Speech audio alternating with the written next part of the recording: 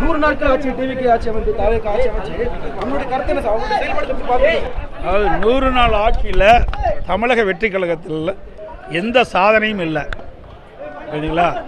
100 நாள் தமிழக வெற்றி கழக ஆட்சியில் எந்த ஒரு பெரிய புதிய திட்டமும் கொண்டு வரல, அறிவிக்கவும் இல்லை.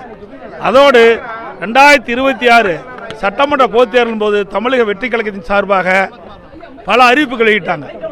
அதில் முக்கியமான அறிவிப்புகள் எதுவுமே இந்த நிதிநிலை அறிக்கையில வெளிப்படுத்தல. இன்றைய தினம் 110 விதிகளை அறிவிச்சார். இப்போ கூட அறிவிப்பா நினைச்சோம், அதுவும் அறிவிக்கல. ஆக தமிழக மக்களை ஏமாற்றி ஆட்சிக்கு வந்ததான் அந்த 100 நாள் ஆட்சி, 100 நாள் ஆட்சியுடைய சாதனை.